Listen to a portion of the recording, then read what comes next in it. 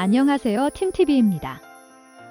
2021년은 베트남이나 한국이나 모두 최악의 한 해로 기억되는 시기인데요.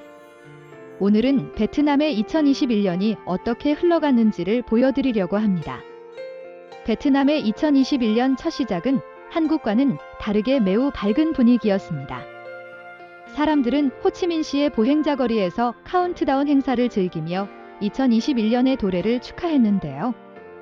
새해 전날까지 베트남은 30일 연속 코로나 전파가 없었기에 많은 외국인들도 베트남에서 행사를 축하할 수 있어서 다행이라고 말하기도 했습니다. 또한 베트남의 제주도라고 불리는 푸꾸옥 섬이 푸꾸옥시 설립을 공식적으로 발표하였는데요. 세계 관광에서 점점 더 인기를 얻고 있는 베트남에서도 그 인기가 점점 더 높아져가고 있는 베트남 최초의 섬도시인 것이죠.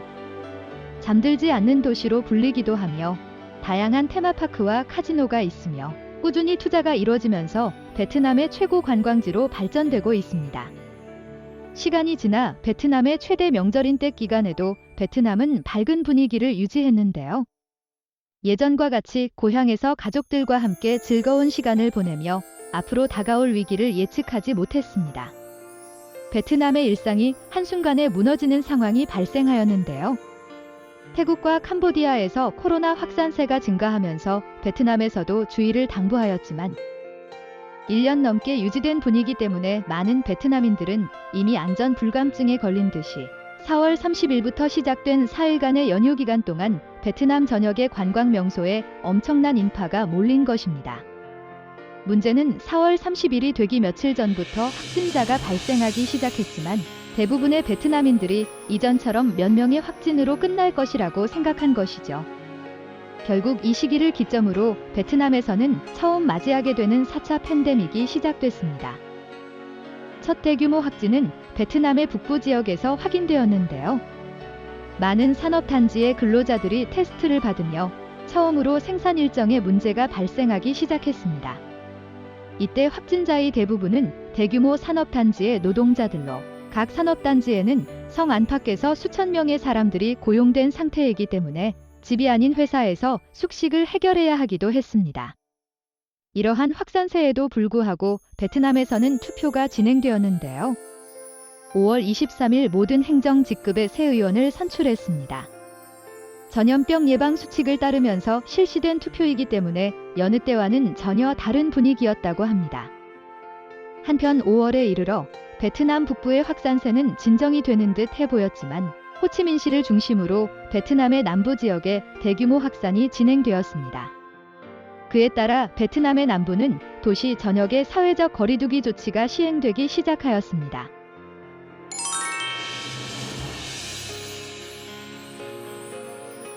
하지만 이러한 상황에서도 베트남 전체를 환호하게 만드는 일이 벌어졌는데요. 축구를 좋아하는 베트남인들에게 박항서 감독이 이끄는 대표팀이 처음으로 월드컵 최종 예선에 오른 것이죠. 베트남은 말레이시아, 인도네시아, 태국, 아랍에미리트와 함께 지조에 속했는데요.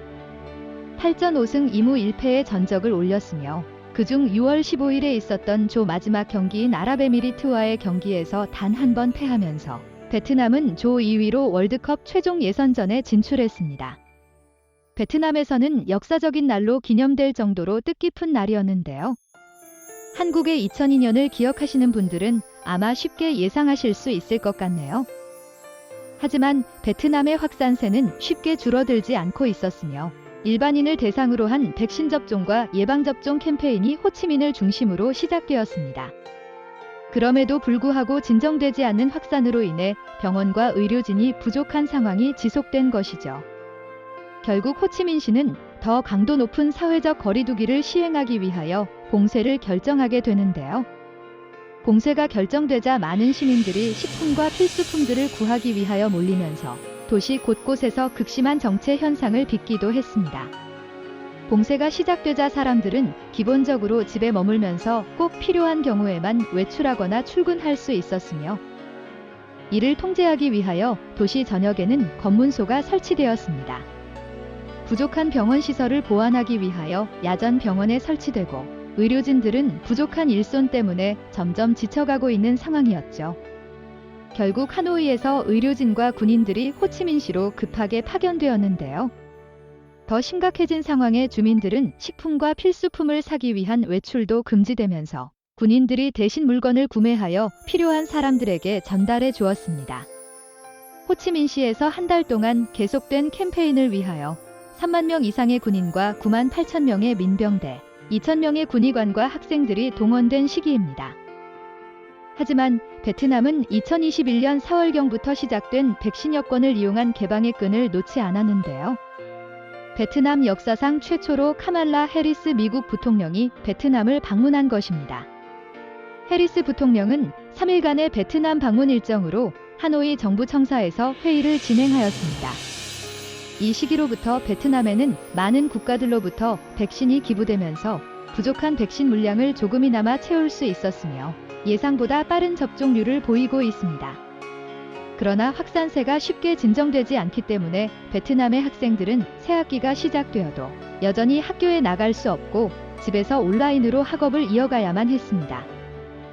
한국의 새학년 시작은 3월이지만 베트남은 9월에 시작됩니다. 베트남 남부의 긴 봉쇄 정책은 10월이 되어서야 도시가 재개방되었는데요. 몇 달 만에 격리 생활 뒤에 개방된 탓인지 미용실에 수많은 사람들이 몰리는 등의 문제가 발생되기도 했죠. 봉쇄 정책에 따른 더 큰 문제점이 있었는데요.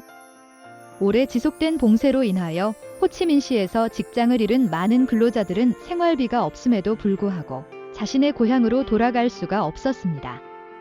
하지만 봉쇄가 해제되자 직장을 잃은 노동자들은 고향으로 돌아가기 위하여 통제소로 몰린 것인데요.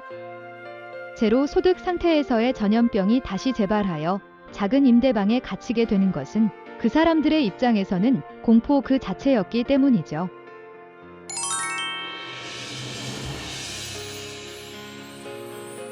코로나로 인한 베트남의 또 다른 커다란 변화는 바로 아이들과 주변 사람들의 인식이었습니다. 한참 뛰어놀아야 하는 아이들이 몇 달이나 유지된 격리 생활로 인하여 아파트 복도에서 소리치며 뛰어놀게 되었고 아파트의 거주민들은 이를 당연하게 생각하게 된 것이죠. 코로나로 인하여 오히려 주변 사람들과의 이해관계와 정이 깊어지는 계기가 된 것입니다. 지속되는 확산 속에서도 베트남은 결국 위드 코로나를 선택하게 되었는데요. 호치민시 주민들은 11월 19일에 코로나로 목숨을 잃은 이들을 추모하기 위하여 운하에 등불을 띄웠습니다. 베트남은 현재까지 3만여 명의 사망자를 기록했는데요. 대부분이 최근 4차 팬데믹으로 발생했습니다. 하지만 11월에는 베트남에도 다시 활기를 불어넣는 소식들이 전해졌는데요. 지난 2020년 3월부터 시작된 외국인 관광객 입국 금지를 풀고 5개 지역에서 제한적이긴 하지만 외국인 관광객을 맞이하는 백신 여권 시범 운용이 시작됐습니다. 제한적이긴 하지만 외국인 관광객을 맞이하기 위한 준비가 시작된 것인데요. 아직은 인원도 제한적이며 높은 비용으로 만족도가 높지는 않지만 그동안 강력한 봉쇄 정책을 펼친 베트남의 입장에서는 큰 변화인 것이죠. 또한 12월이 되어서는 다시 학생들이 학교로 돌아오고 있는데요. 전체가 아닌 일부의 학생들의 등교이지만 백신 접종률이 높아지고 청소년에 대한 백신 접종도 이루어지기 시작하면서 조금씩 일상을 찾아가고 있는 베트남을 볼 수 있습니다. 이처럼 다사다난한 2021년을 보낸 베트남인데요. 최근 해외에서 베트남으로 입국 시 백신 접종 완료자에 대하여 격리 기간을 줄여주고 국제선 정기 항공편을 재개하기 위하여 예전과 같이 일부 국가들에게는 단기 방문 시 무비자 혜택을 제공하는 등의 노력들을 하는 중입니다. 현재까지는 아직 한국에서 베트남의 백신 여권을 인정하지 않는 등의 상호 인정 문제가 존재하기 때문에 조금은 더 기다려야 할 것 같지만 오랜 시간 동안의 노력들이 결실을 맺는 시기가 빨리 왔으면 하는 바람입니다. 이상 틴TV였습니다. 감사합니다.